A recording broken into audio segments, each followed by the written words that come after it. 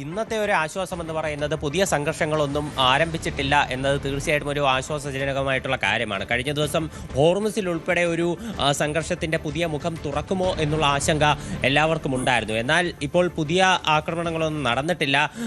എന്നാൽ കപ്പലുകളുടെ ഗതാഗതം പൂർണ്ണമായിട്ടും ഹോർമുസിലൂടെ ഉള്ളത് ഒഴിവായി എന്ന് നമുക്ക് പറയാനാകില്ല. കാരണം 16 കപ്പലുകൾ ഹോർമുസ് കടന്നിട്ടുണ്ട് എന്നാണ് നമുക്ക് ഷിപ്പ് ട്രാക്കിംഗ് ഡേറ്റ നോക്കുമ്പോൾ മനസ്സിലാക്കാൻ സാധിക്കുന്നത്.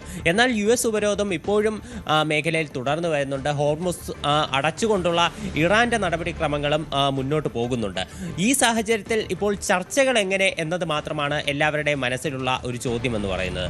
ട്രംപ് കഴിഞ്ഞ ദിവസം ഒരു ടെലിവിഷൻ അഭിമുഖത്തിൽ പ്രതികരിച്ചത് ഈ US-ന്റെ ഈ വെടിനിർത്തൽ അത് ബുധനാഴ്ചയ്ക്ക് ശേഷം അങ്ങനെ നീട്ടി നൽകാൻ സാധ്യതയില്ലെന്ന് തന്നെയാണ്. ബുധനാഴ്ച വൈകിട്ട് US സമയം അനുസരിച്ച് ബുധനാഴ്ച വൈകിട്ടാണ് ഈ വെടിനിർത്തലിൻ്റെ കാലയളവ് അവസാനിക്കുക. അതിനുശേഷം എന്ത് എന്നുള്ള ചോദ്യത്തിന് ട്രംപ് കൃത്യമായ ഒരു മറുപടി ഇതുവരെ പറഞ്ഞിട്ടില്ല.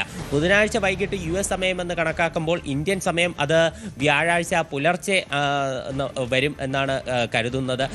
പക്ഷേ അതിനുശേഷം ഇപ്പോൾ ഇറാന്റെ നടപടികളും ഇപ്പോൾ വ്യക്തമായിട്ടില്ല. എന്തായാലും ഇപ്പോൾ ഒരു ചർച്ചയ്ക്കില്ല എന്ന് തന്നെയാണ് ഇറാൻ പൂർണ്ണമായിട്ടും വ്യക്തമാക്കുന്നത്. ഇറാന്റെ വിദേശകാര്യ വക്താവായിട്ടുള്ള ഇസ്മായിൽ ബഗേയി പറയുന്നത് ചർച്ചകൾക്ക് ഇറാൻ തയ്യാറല്ല, ഇറാനിയൻ പ്രതിനിധി സംഘം പാകിസ്ഥാനിലേക്ക് എത്തില്ല എന്ന് തന്നെയാണ്.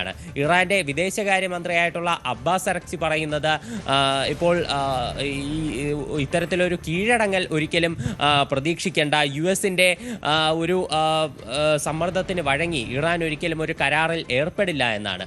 ഇറാന്റെ പാർലമെന്റ് സ്പീക്കറായിട്ടുള്ള മുഹമ്മദ് ബാഖർ കാലിബാഫ് പറയുന്നത് US ചർച്ചയുടെ പേരും പറഞ്ഞ് അതൊരു കീഴടങ്ങലിന്റെ വേദിയാക്കാനാണ് ശ്രമിക്കുന്നത് എന്നാണ്. എന്തായാലും നിലവിൽ US-ന്റെ ഭാഗത്ത് നിന്ന് കടുത്ത സമ്മർദ്ദം തന്നെയുണ്ട്. കഴിഞ്ഞ ദിവസം, അതായത് തിങ്കളാഴ്ച പുലർച്ചെയോടെ US പ്രതിനിധി സംഘം പാകിസ്ഥാനിലേക്ക് തിരിച്ചു എന്നാണ് ട്രംപ് അവകാശപ്പെട്ടിരുന്നത്. എന്നാൽ അവർ ഇന്നാകും പുറപ്പെടുന്നത് എന്നാണ് ചില മാധ്യമ റിപ്പോർട്ടുകളടക്കം സൂചിപ്പിക്കുന്നത്.